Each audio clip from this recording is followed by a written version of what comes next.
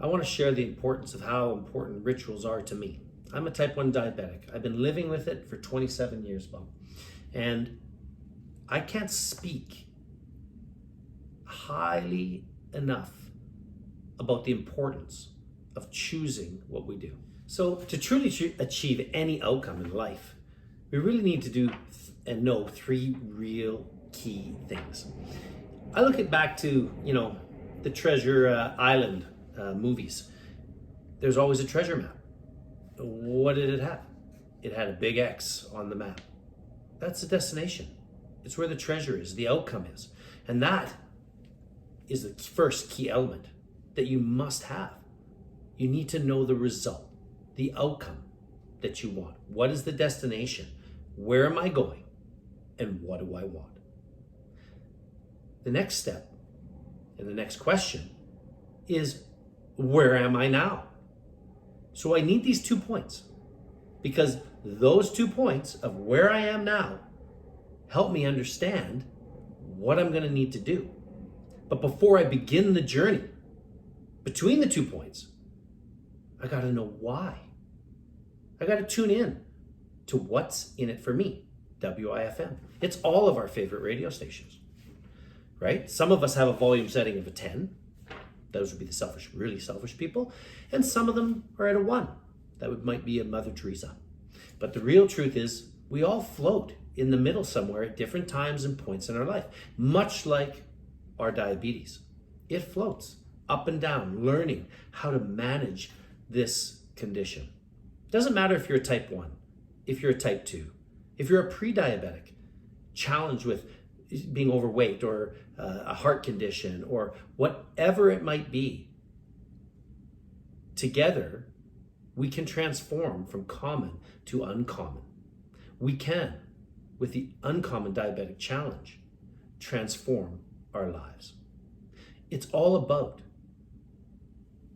empowering diabetics.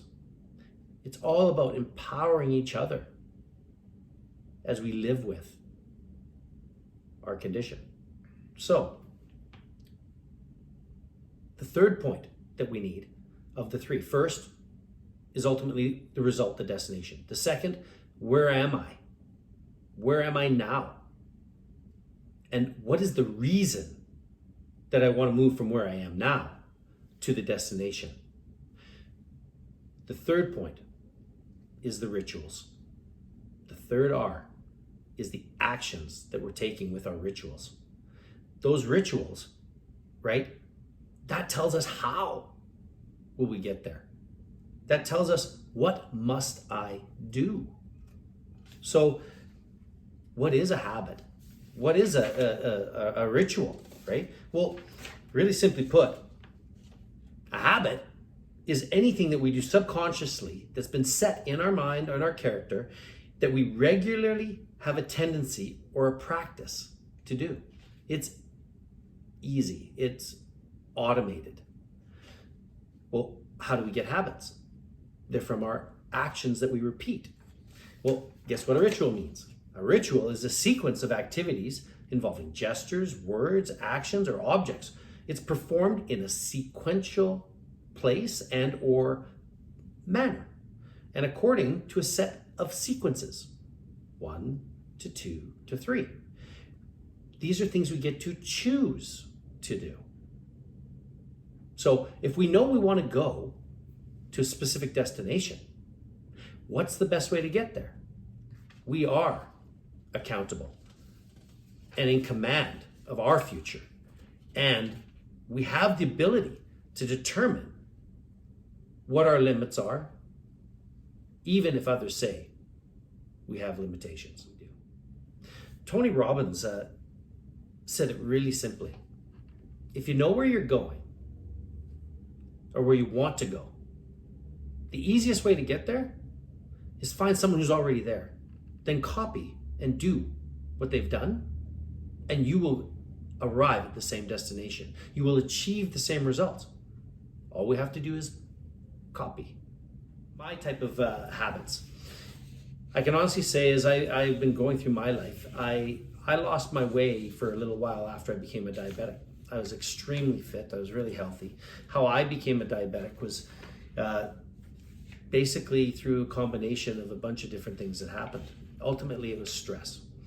I was a Vancouver police officer at the time. I was in a shift work environment, which creates physical stress on the body with sleep deprivation, poor eating habits, and then the physical and mental stress that comes with that job. But then what happened is I ended up having to take a series of vaccines as well, which then triggered a physiological straw that broke the camel's back. And my body went into an autoimmune deficiency. Basically what that means is my own body, my white blood cells, etc., attacked my own body and killed all the islet cells in my pancreas, which produce insulin. I'd been just tested for diabetes. A whole physical had been done, not even 3 months before I took these vaccinations. And within 6 months, I went from 190 and about 8 or 9% body fat and teaching martial arts and a whole bunch of other things to being about 140 pounds and A1C over 47, organs shutting down. I went into a diabetic coma and lost my sight and everything. I had every symptom in the book. And believe it or not, in Canada, where Panting and Best invented insulin and discovered it for all of us diabetics, I ended up in a diabetic coma. And was fortunate enough that I survived that and began my journey of living as a type 1 diabetic. So back to rituals. What ended up happening is that my life had to change. I didn't have a choice. So none of us do. Doesn't matter if we're type 1, type 2, gestational, or pre-diabetic. If we don't manage it, it will manage us. So I basically had to realize that I had to go back to the basics. And I built a simple habit of going to bed at the same time, waking up at the same time, setting meal times, and counting carbs, as all of us do. Mixing my insulin, doing my injections, and learning the process of what diabetes meant. My habits weren't all that unhealthy before I became a diabetic. I would eat and train really hard. But there was an imbalance that was occurring, and I had to figure out what those were. So long and short, the rituals that I ended up creating were set times to do certain activities. Testing my blood became a habit every 2 hours, basically, and I've done that diligently because you cannot make good choices without good information. So the ritual of doing blood testing, turning these little things into pincushions, but that's a fact of life. Now with Dexcom and other technology, we can do it automatically with our app in one insertion. So there's no excuse to not be testing. So the number one key ritual we have to do as type 1 and type 2 and any form of diabetes is test. More testing, more data, better information, better choices. So after that habit and ritual, it was exercise and diet. So with my diet, I had to cut out all the yumminess of ice cream and we all scream for ice cream. So I had to cut that out of my diet, those types of food that cause my sugars to spike. I still have it as a treat. Trust me. Just ask Susan or Bob. I have my treats, but I am now at a stage where I'm mature enough that I can manage my insulin and my exercise to allow myself to have those.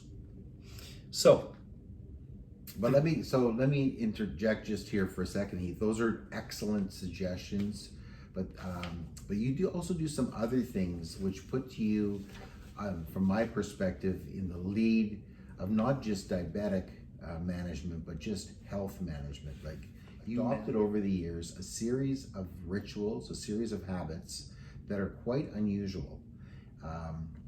They challenge you, and take a couple of seconds and talk about some of the different things that you do.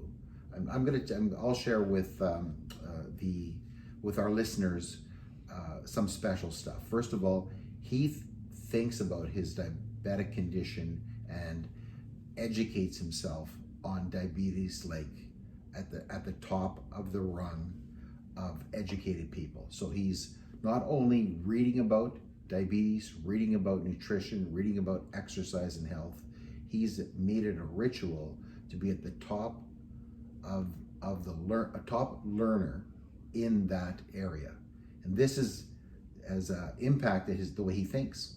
So I've noticed that. Yeah, thanks. Right, and so that would be a habit. What else do you do?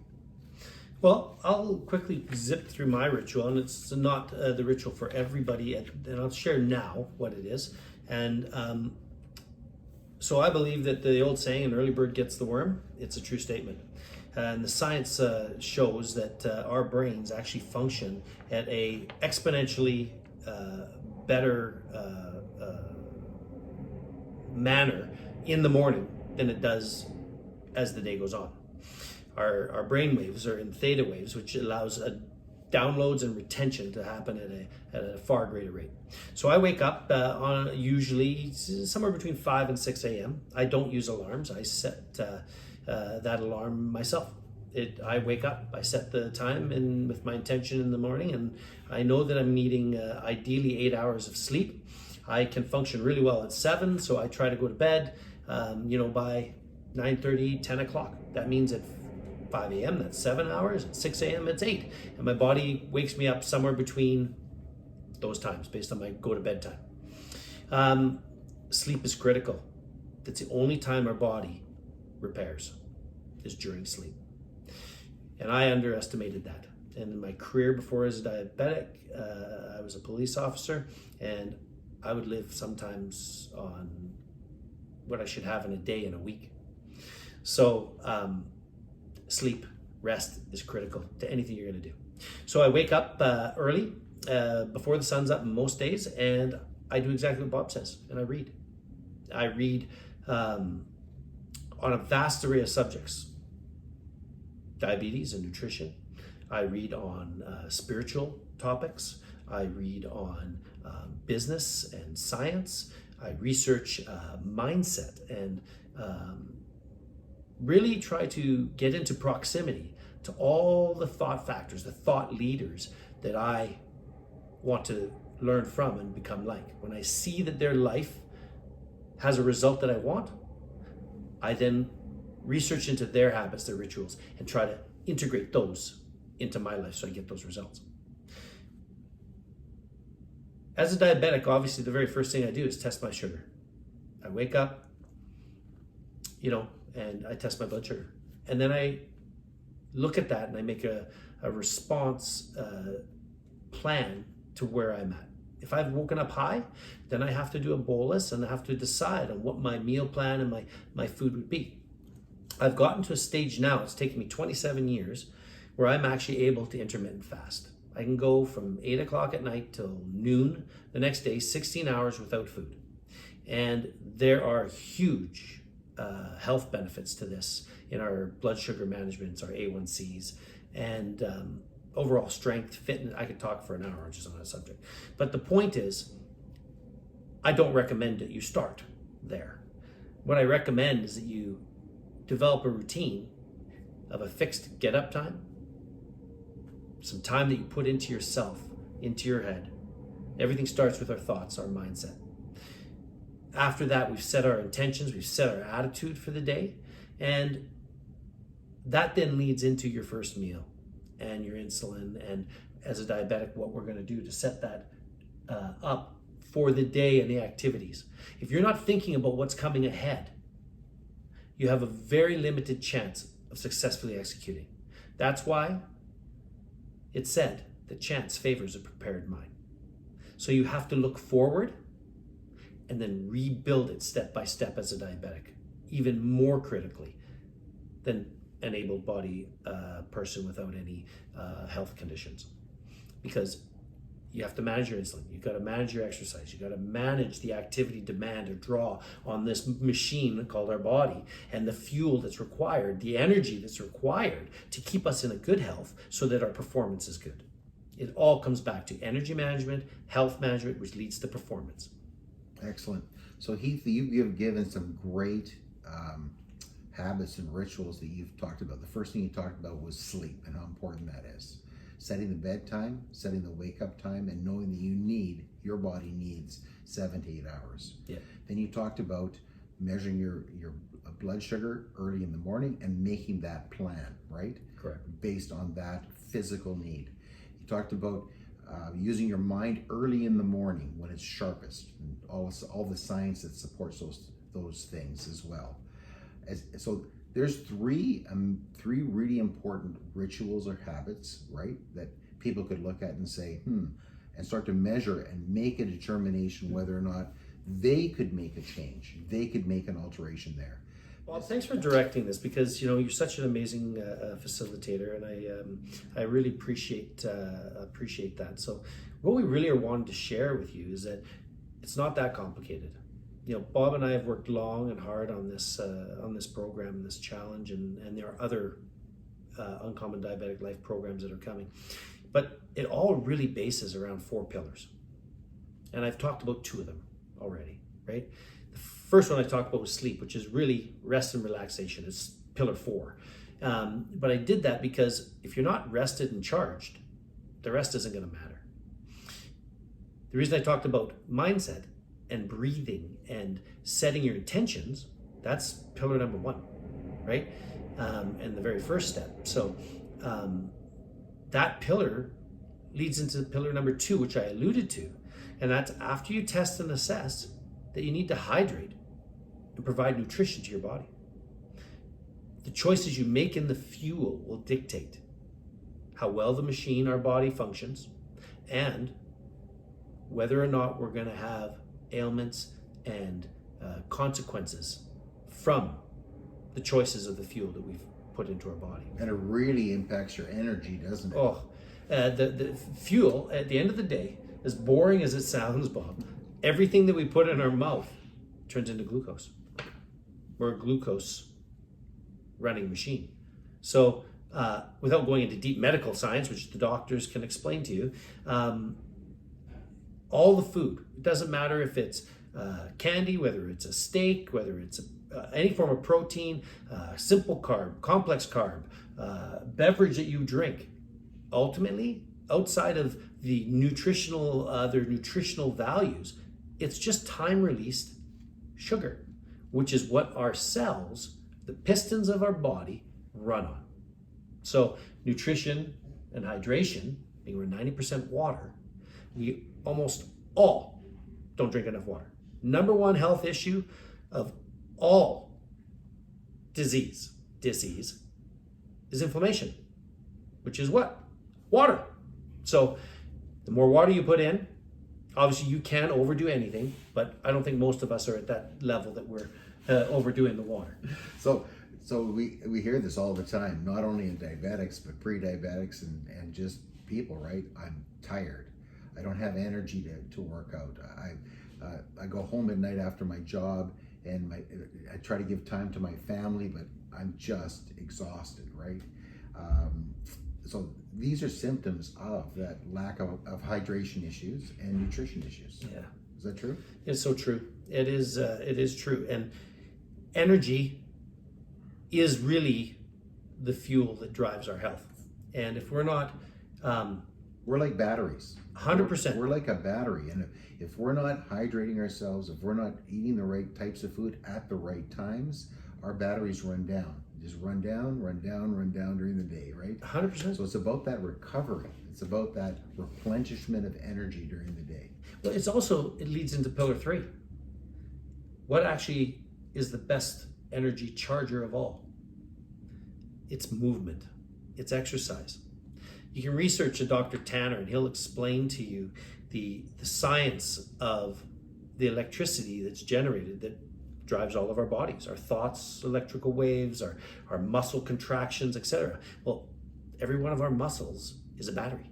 As we move it has resistance and there's friction, and it creates electrical currents, which charges our organs, which runs the body and for us. So movement is a critical pillar, and exercise is a critical pillar. So just to, as you've just said, breathing, mindset, and setting intention, pillar 1. 2, hydration and nutrition, fueling the body so that we have energy to do what? Move. To be active. That might be at work. That might be at the gym. It could be going for a walk. It could be golfing. It could be cycling. It could be anything that you're doing, moving, jumping on a rebounder. Really good.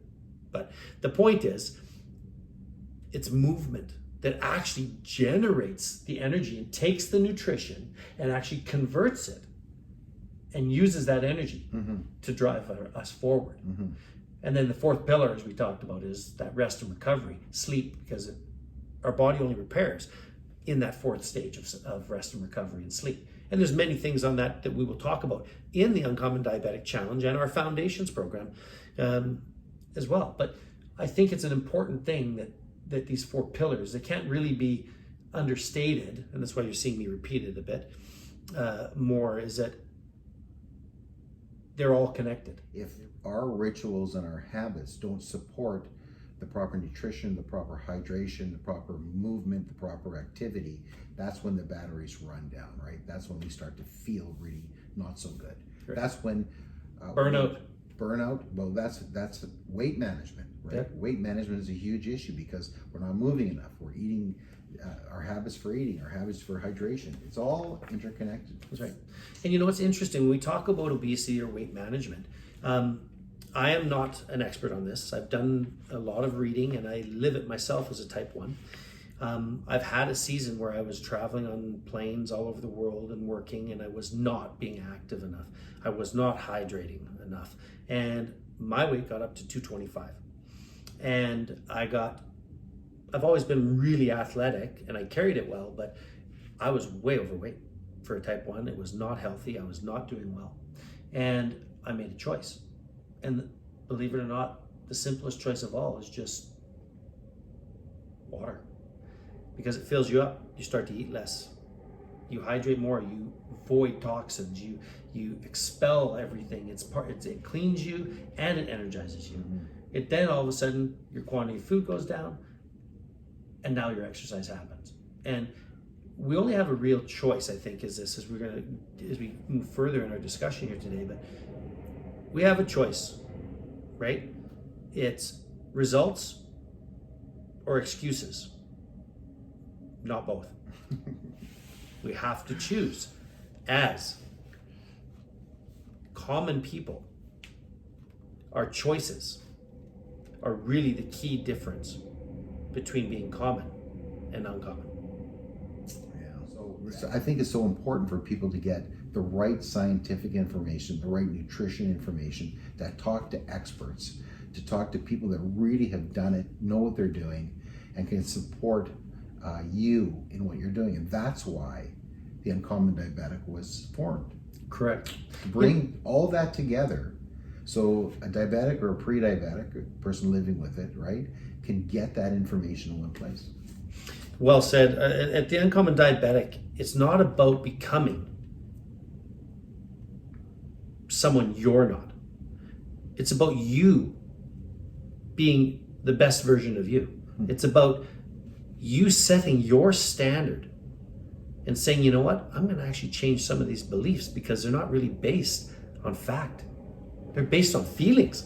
And how we feel is directly derived from the choice of what we believe and the meanings we've set on things.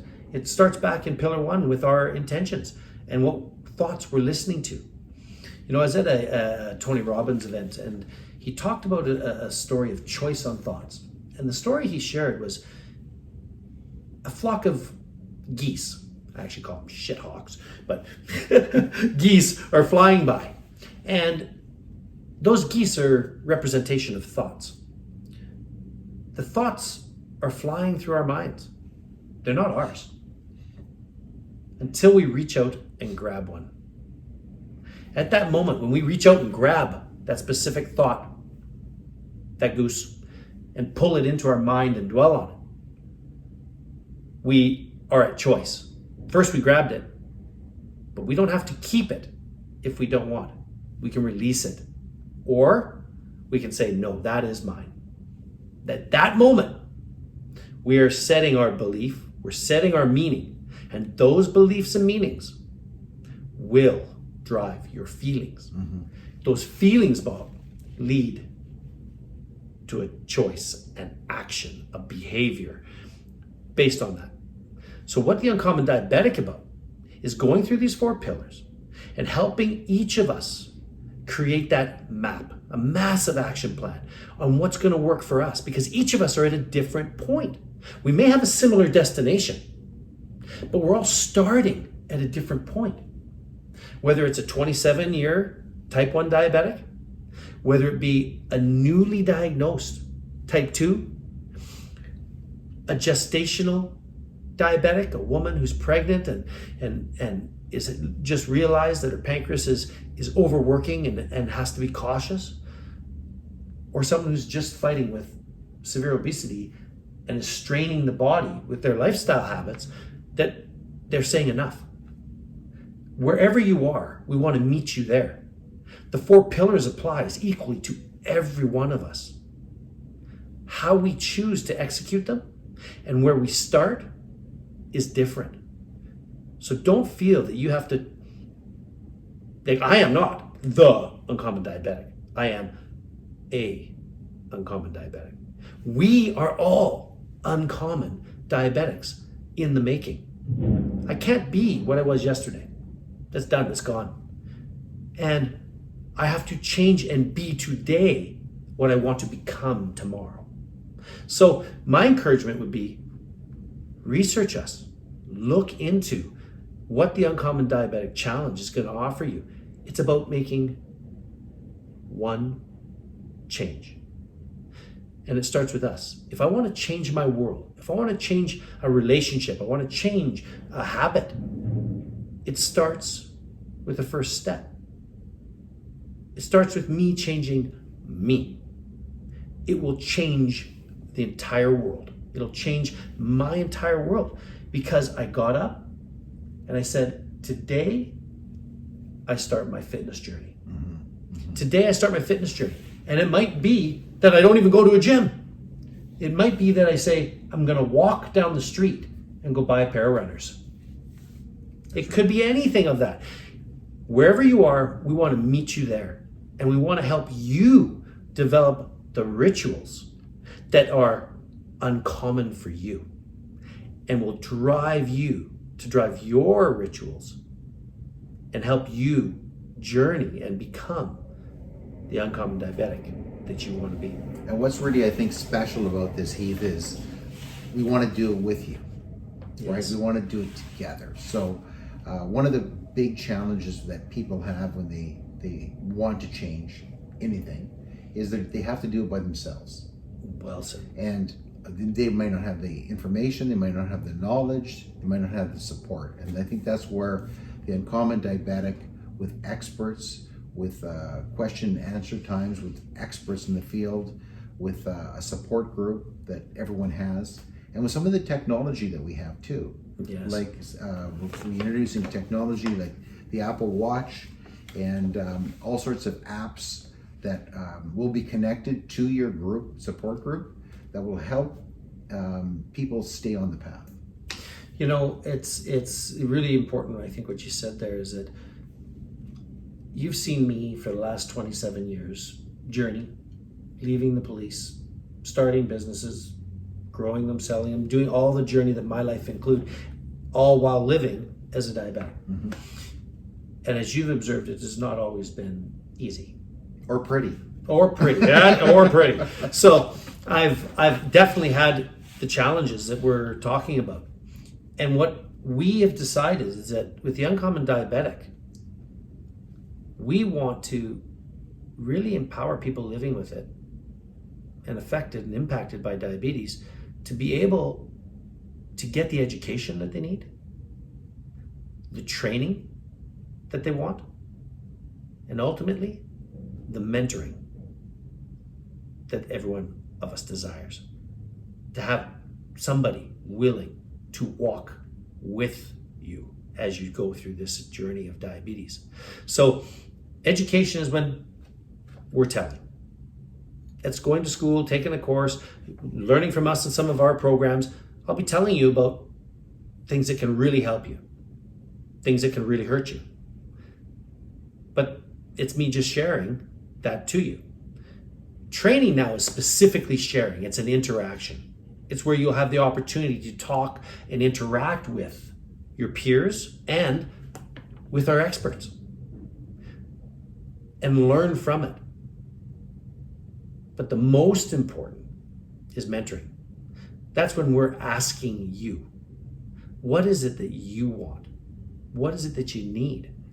And you get that opportunity to specifically be asking me, Bob, other experts that we'll have in our different small groups, and you get unique one-on-one question time and working with a small group of friends and diabetics that you can not only learn from, but also walk with. Together we can, is the view that I have, and why Bob and I have done this, is that nobody is self-made. Everything I know today I have learned from somebody else. And my hope is that together I will learn from you, I will walk with you, and that we as a team will help transform the world into an uncommon diabetic life.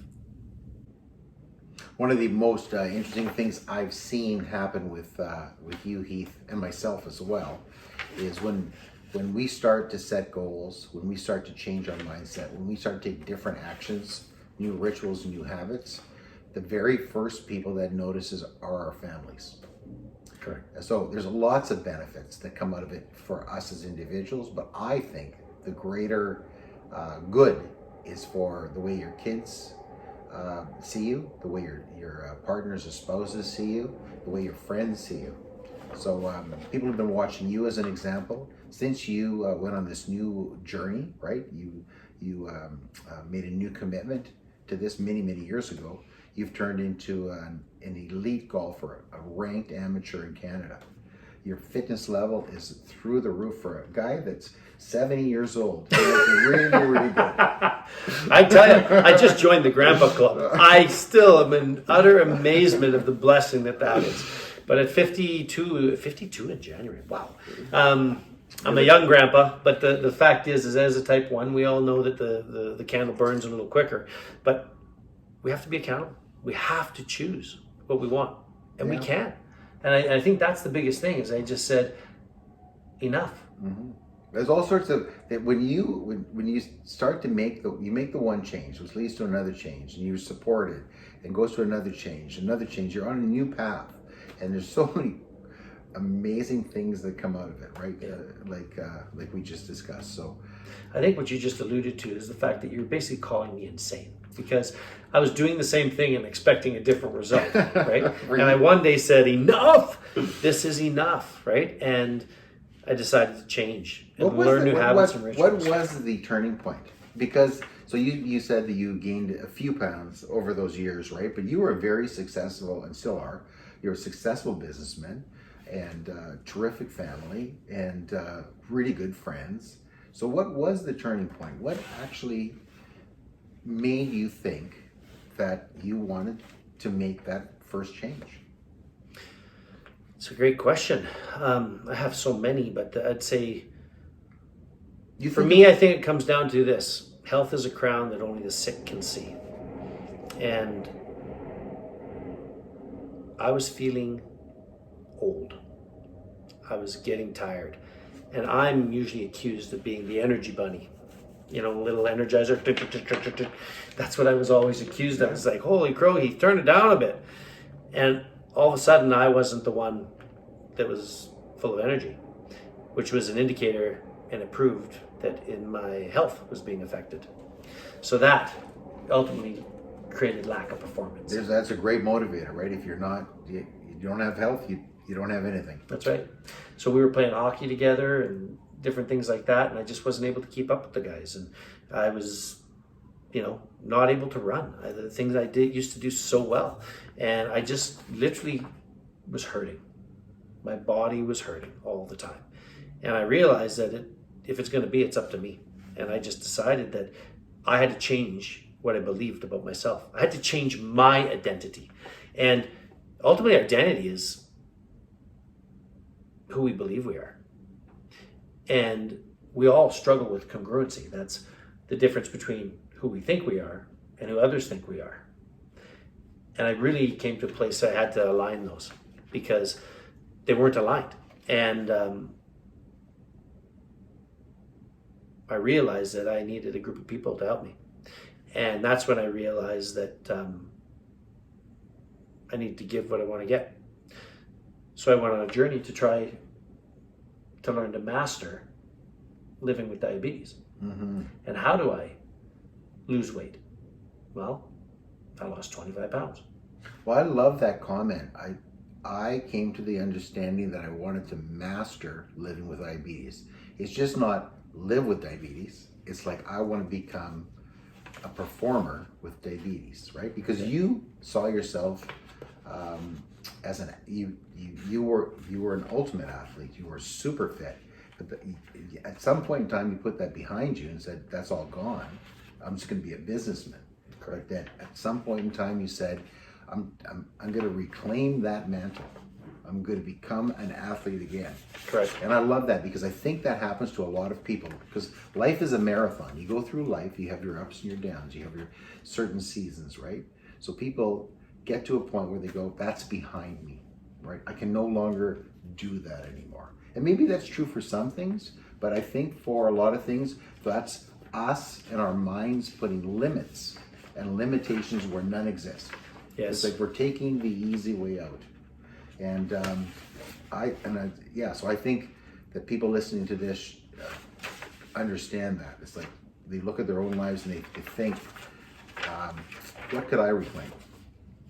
Well, I think what hit me is I was at an event. I was looking into diet, nutrition, and I'd changed a lot of my habits and all 4 pillars. I just became aware that I had to make changes, little changes, not massive changes, but those little changes in each of those 4 pillars, right? The way I was thinking about myself, about my capabilities, about who I was associating with. I really came to an awareness that there's really 2 major laws that impact us all so much. Law of focus, what we focus on, we feel, we find, it grows, and ultimately we become. Mm-hmm. Doesn't matter if it's anything. That law is not breakable. And it shows throughout all of us humans. The second one that involves focus as well is proximity. And proximity is not just us being in proximity of the people we hang with. It's back to all those 4 pillars. Proximity is anything we put into the 7 holes in our head. 2 eyes, 2 ears, 2 nostrils, 1 mouth. And then obviously our physical proximity is the overall bearing factor of that, because to use the eyes and the ears, nose, you have to be in physical proximity to people. Mm-hmm. And that's what I alluded to earlier in our conversation, is that proximity is directly aligned or correlated with focus. And it's about being outcome and results focused, being clear on that reason. Why? My why? I want to be an uncommon diabetic. I want to empower people. Let me give you an example and tell me if I'm right about this. You're talking about proximity and ingesting things, but let's use the ears as an example. So we wake up in the morning and our minds are clear. Yes. But if the first thing we do is turn on the news on the television, or read a newspaper, or go on the internet and start reading news, we both know that news is nothing but negative story after negative story. That's how newspapers and TV stations and social media make their money. Fear. The more horrible the story, the more fearful the story, the bigger airplay it gets, right? Correct. And so if we start putting that in our ears first thing in the morning, what we're doing is we just mudding our brains with negativity and limitations, right? And fear. So, well, you know what fear stands for? It's false evidence or events appearing real. Mm-hmm. And so your habit. My habit is I do not. It is exactly the opposite. Exactly. So my view of that now, having been a policeman, I've stood in front of the TV after a shift, come home, and seen myself go across the screen and heard the news broadcast and went, that doesn't seem to align with what actually happened. So what I've got to say about that might not be overly positive. So I don't watch the news. I don't.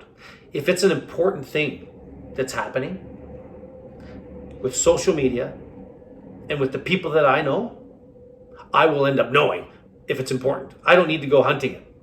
And if it's truly critical, our world is so quick with a text from people through a social network.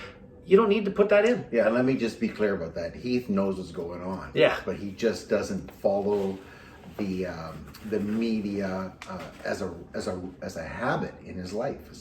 It's not a habit that starts the day. It's not a habit that takes control of his day. It's not a habit that plays games with his emotions during the day. And the same with me, of course. And that's proximity, and that's us deciding not to indulge in those habits. We still know what's going on for sure. Well, I think what you do so well, and which is a skill that you've really worked with and educated me and helped me be better at, and that's research. And the truth is, people, is that just because it comes out of my mouth or an expert's doctor's mouth or it's on a documentary, we can prove anything. That meat is bad for you, that vegetables are bad for you, that the air we breathe is good or bad. We can prove it with statistics, with studies, with this and that. The real truth is that you need to do the research for you and ask the questions for you and what works for you. Yeah. So what is a good diet? That is the enigma. That is the question for each person. So we're going to look into and talk about all kinds of different paths. So for me, I can share my diet. I eat a high protein with a high green vegetable complex carb diet.